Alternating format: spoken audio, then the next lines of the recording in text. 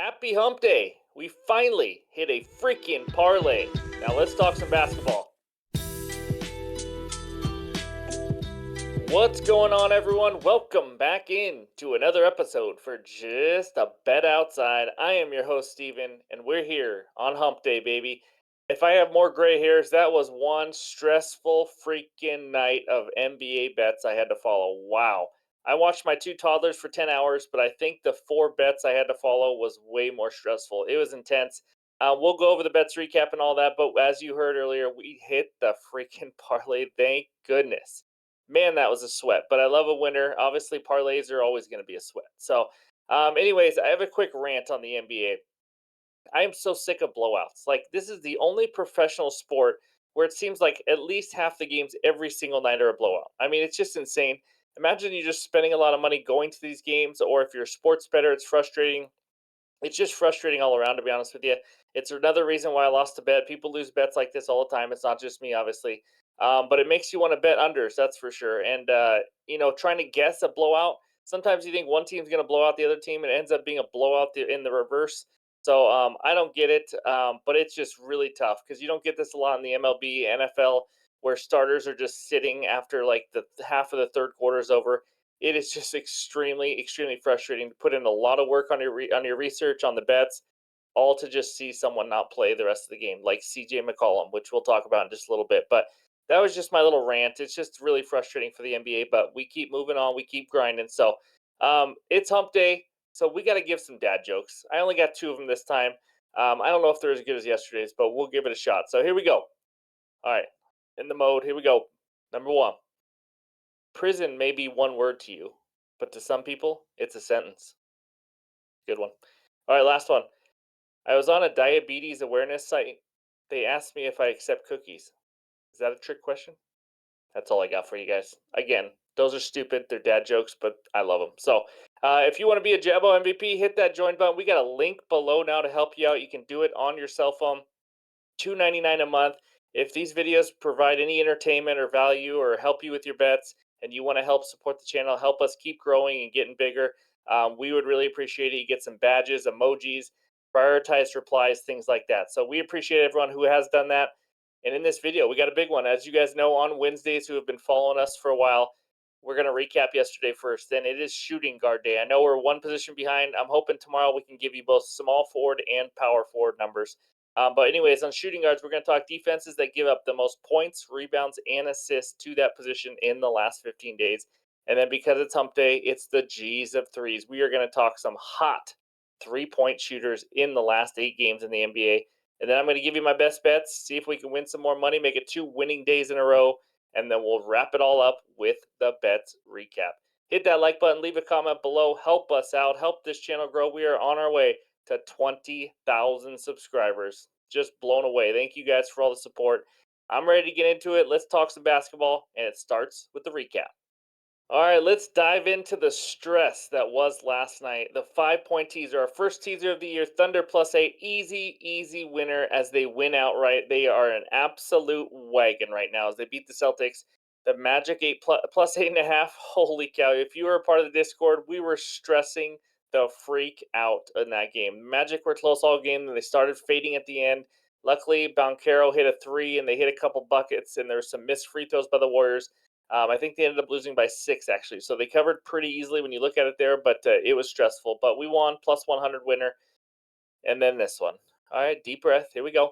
McCollum over 23.5 points plus assists at minus 125. The bet that makes me want to hate the NBA.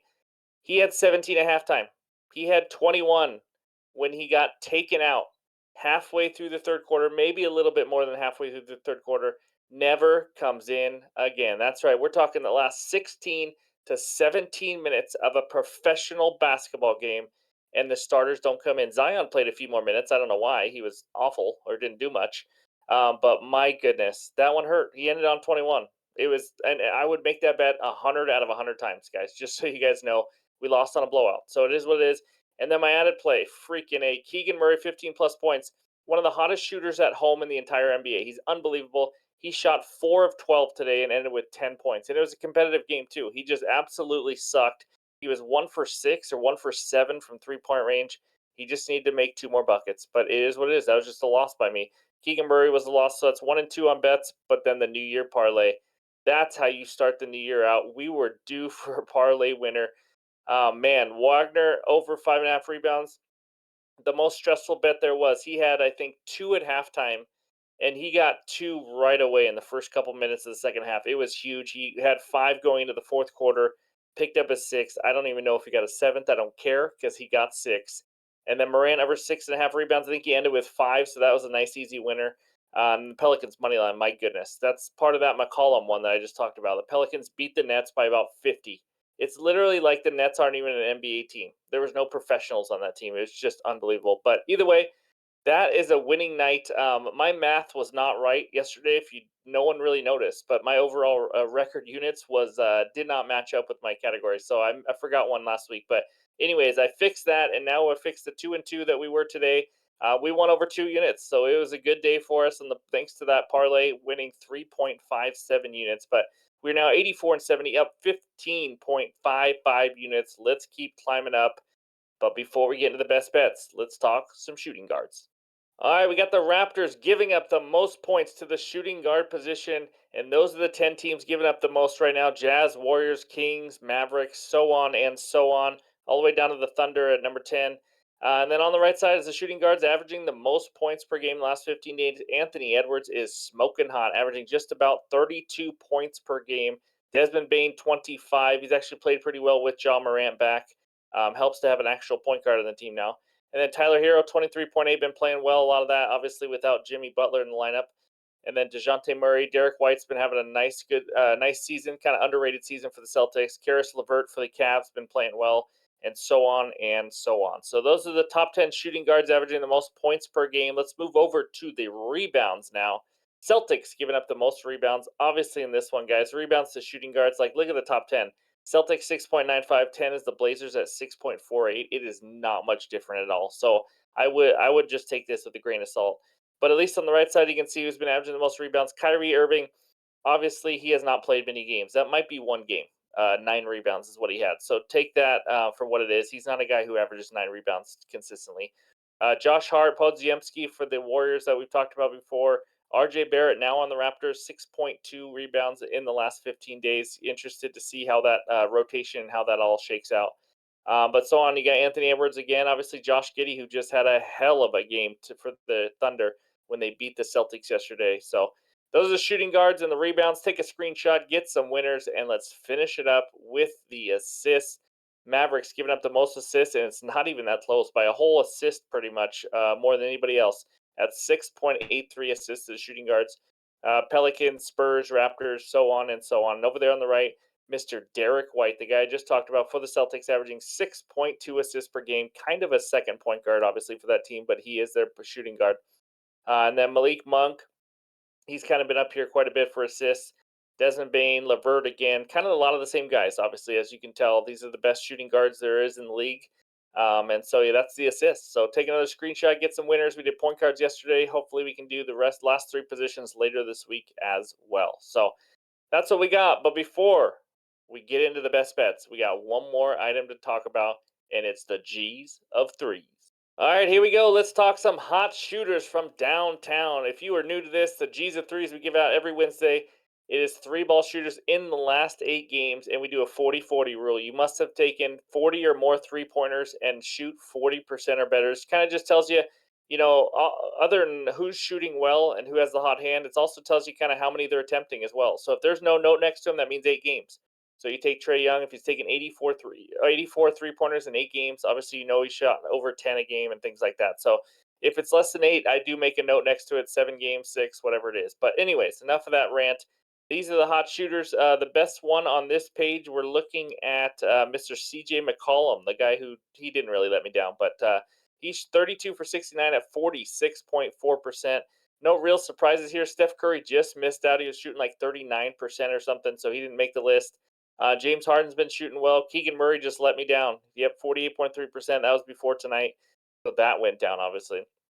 Torian Prince shooting ball pretty well, and Paul George. So that's page number 1. Take a screenshot. Hopefully this helps you guys get some, whether it's points or 3-point winners or whatever it is. But let's go to page 2. We got Gary Trent Jr. for the Toronto Raptors. Then we got Tyler Hero in 7 games, shooting 43.9. Um, but holy cow, Jamal Murray down there at the bottom, 25 for 59, shooting 51% from 3-point range in the last 8 games. That's pretty impressive.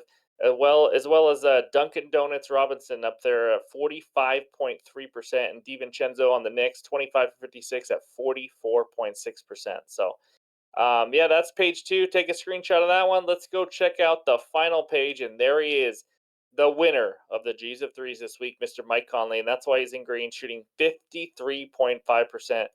Obviously, he barely qualified 43 threes, but he did. And then Naismith for the Pacers has been absolutely on a roll. 25 for 47 at 53.2. Just missed out on taking home the crown on that one this week. But other than that, Merrill's kind of a surprise, obviously, for the Cavs, shooting 46.7%. Malik Beasley for the Bucks, 22 for 43. That's not too shabby at 51.2%. So those are the 3 pages for the G's of threes. Hopefully, these help you guys get some winners and at least give you an idea who's shooting threes and who's shooting them well lately. So that's what we got. But it's time to get into the best bets. All right, bet number 1 starts the same way it did yesterday with a 5-point teaser. That's right. Let's see if we can make it 2 in a row. We got the Rockets -1.5, Jazz -4. This is plus 100 on FanDuel. If you missed it yesterday, DraftKings odds are not quite as good on these, that's for sure. But 5-point teaser should be plus 100 if you have FanDuel. So Rockets -1.5 versus the Nets. Obviously, they are -6.5. I'm taking it down to -1.5 against this Brooklyn Nets team. The Nets are just struggling overall, but let's go over some numbers for both teams. Rockets, 5th best home ATS team in the league that's against the spread, 12-5-1 at a 70% cover rate. Obviously, that would mean they're covering the actual spread, which in this case is 6.5. I only need them to win by 2 or more points. Rockets are giving up the second least points per game at home at 105.6. They are absolutely a lockdown defense when they play in Houston. They are tied for the 3rd best defensive rating overall this season. We know this team relies on their defense. Nets 7-10 against the spread on the road, 3-10 straight up in their last 13 road games. This team has just not been playing well. You saw it yesterday when they got an absolute beatdown handed to them. Nets are giving up 119 points per game on the road, so their defense struggles a little more on the road. They have given up now that's the 10th most points given up on the road this year. So Rockets offense, we know they can be a little hit and miss. I mean, they're made for defense. We know Van Vliet, Sengun, these boys can be a little hit and miss, but they are facing the 23rd ranked defense in the NBA. This is just kind of weird to me. So it's not really one player or one position that usually dominates the Nets. It's usually the whole team. So in the last 4 games for the Nets opponents, this is how many players have scored in double digits against them: 7, 6, 5, and 7. That's right. 7, 6, 5, and 7. That means, like, in the 7, that means 7 players on the opponent has scored 10 or more points. They just know how to give up a lot of points to everyone. Let's just face it. They don't. They really just kind of look lost, especially offensively sometimes. And now they're going to one of the best home defenses in the league. It's going to be tough for them. But the Nets score the 8th most points from the 3-point line. So they kind of a live or die by the 3-point line. That's a problem, especially in good matchups like this one, or bad matchups for them. The Rockets give up the 7th fewest points per game from the 3-point line in the NBA at only 34.1 points per game. And if they can't and they want to try to score in the paint, which isn't exactly their specialty, the Rockets also give up the 5th fewest points in the paint as well. So I don't think the Nets hit 100 points in this game. It's going to be a slow-paced game. The Rockets play good defense. I think they definitely play better offense at home. So I think the Rockets take care of business. Probably cover the 6.5, but I'm just going to take it down to 1.5. They just need to win by 2. So the second leg, the Utah Jazz. You guys know how I feel about the Utah Jazz at home.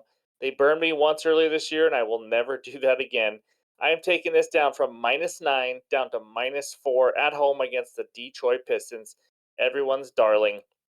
They got their 3rd win. Congratulations. But they are still not a good team. So, but let's talk about the Jazz real quick at home. We've already mentioned it before, but for those of you that don't remember, they are the number 1 home against the spread team in the league. The Jazz. That's right. We're talking a team that is not the number 1 team. They're not a top 5 team in this league. They're not a top 10 team.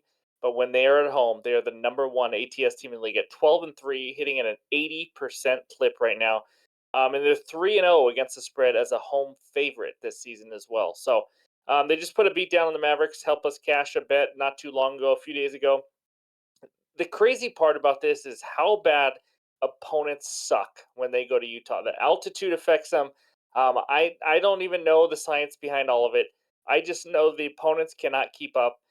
It's not just this year either; it's other years. But the Jazz are holding opponents to the seventh lowest 3-point percentage in the league when they're playing in Utah. The opponents shoot 34.6%, compared to about 40% when the Jazz are playing on the road. That's what their opponents do. They're also top 10 in opponent just regular field goal percentage as well.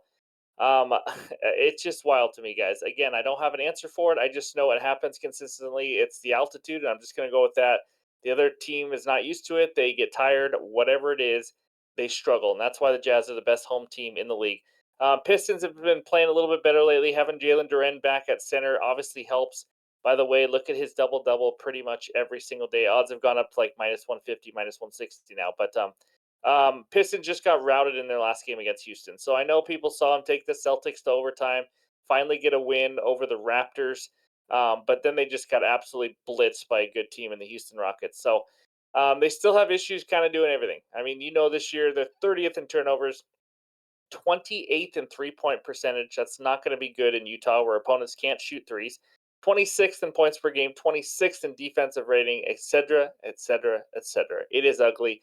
I think the Jazz take care of business like they do pretty much every home game, and they don't just barely win home games. They win pretty easily. So give me the Jazz to win by 5 or more points, the Rockets to win by 2 or more points. Put it together on a teaser. You get plus 100 on FanDuel, and let's move on to bet number 2.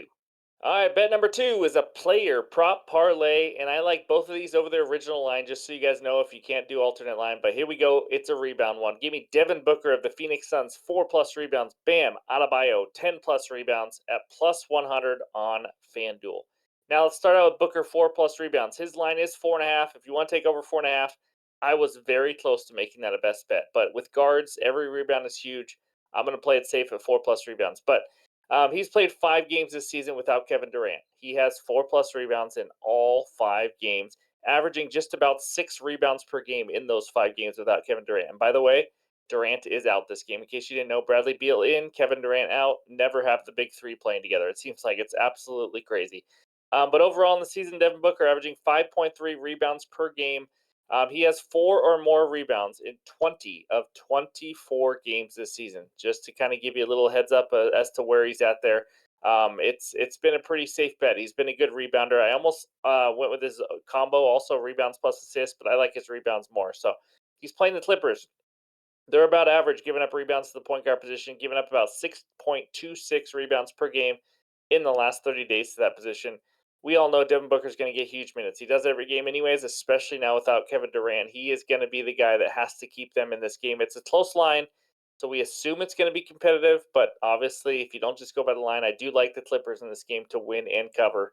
But like I said, I like his over 4.5 rebounds as well. He's done that in 4 of the 5 games without Durant. So but I'm going to take Devin Booker. 4+ rebounds is the first leg. Second one, Bam Bam. Give me Adebayo, 10+ rebounds of the Miami Heat. He's been an absolute monster on the glass lately. Just a monster, guys. His last 5 games, he's played, I think, 7 games since back from injury now. And he's really picked it up, especially the last 5 games. How about averaging over 13 rebounds per game in the last 5 games? He's averaging 19.2 rebound chances per game in the last 5 games. So, I mean, he's getting almost 20 rebound chances per game. If he gets that again, he is going to get 10+ rebounds. He's played also 35 or more minutes in 5 straight games. 35, guys. That is a lot of minutes for a center. So he is obviously one of their main guys, him and Tyler Hero, because Jimmy Butler is out. In case you didn't know that already, he's been out for a little while. He is still out in this game. In his only game, he played the Lakers this season. He had 19 freaking rebounds. 19. He absolutely owned Anthony Davis that game. And Lakers, not really a fluke because they gave up the 6th most rebounds per game to the center position in the last 30 days. I think Bam, I mean, he's obviously going to play big minutes. He's going to need to be aggressive if they want to stay in this game and have a chance to win with no Jimmy Butler. I like 2 guys that are are going to get probably mid-30s minutes, maybe high-30s minutes, have a lot of volume, have a lot of chances to pull down some rebounds. So give me Devin Booker, 4+ rebounds, and Bam Adebayo, 10+ rebounds as my second best bet. All right, this third bet and final one of the video. I will probably have an added one. It'll be in the pinned comments below tomorrow. But this takes us out to Indiana. We got the Pacers hosting the Bucks for the 45th time. It seems like they play each other twice a week. It's absolutely, it's bonkers to me. I know one of them was because of the end season tourney, but this is their fifth game against each other now. Bucks -3, over under 257.5. Against spread, Bucks 15, 17, and 1 ATS, 8 and 6 ATS on the road. Pacers 18 and 15 against the spread, and 9 and 7 ATS at home. Over under, we know these two teams are absolute over machines. Bucks 21 and 12 to the over. Pacers number one team in the league over, barely 21, 10 and 2 to the over. These guys just played last game. It went under because both teams shot awful, but we'll talk about that. Head to head, Pacers 3-1 versus the Bucks this season. And now we got a Bucks favorite at -3. So I'm gonna get into my best bet because it's the same game parlay. I gotta have action in this game, guys. There is gonna be a lot of points in this one. Give me three guys. Give me Giannis 30 plus points, Lillard 20 plus points, and Brook Lopez 2 plus blocks. I got that at -125 on DraftKings for a same game parlay. Now let's start with Giannis. First of all, I'm sorry I didn't say this earlier. Happy Giannis versus the Pacers Day. It should be a freaking holiday. It really should. It's been unbelievable. His line is 36.5 points. That's right. No Middleton. Oh, not sorry. That's a false statement. Middleton is questionable, so he may or may not play. But 36.5, it's there for a reason, guys. It is 4 games versus the Pacers. I hope you're sitting down because this is bonkers. 30. Okay, barely hit it last game. 64, 37, 54. I I just it's just stupid. It really is stupid. Pacers have given up the second most points to power forwards this season. We know they struggle against him. That's why he's scoring. He should score easy again and often. There's just no one on the Pacers to stop him, especially when he gets a full head of steam going to the rim. There's just nobody there. So it's a dream matchup. I don't need to tell you why I think Giannis will score 30 against the Pacers. That's like one of the biggest things in the NBA why you don't have to explain it. You just say Giannis over versus the Pacers, and it's just a given. So I'm taking it all the way down to 30. So hopefully that helps if there's any blowout potential, of course. But that's first leg. Second one, Damian Lillard, 20 plus points. His original line is 26.5. Part of that is because Middleton is questionable, like I mentioned. But in his 2 games versus the Pacers, let's talk about this. That's right. I only saw he played 2 games against them. 13 points last game against them. Now you think, well, why are you taking him to score 20 as a parlay piece when he scored 13 last game against them? Because he shot 3 of freaking 16. It was so ugly. He is Damian Lillard. He is a star on offense, not on defense. He usually bounces back. If you look at his game log in this season, when he has a bad game, he usually bounces back with a good game. So I think he is going to this game. The other game against Pacers this year scored 21 points. Now you also think, well, he barely went over all this. He did that when Giannis put up 64. Guys, if your teammate scores 64 points, and by the way, Giannis took almost 30 shots that game, and Damian Lillard still went over 20. So I think that's impressive enough. So I think Lillard has a big game here.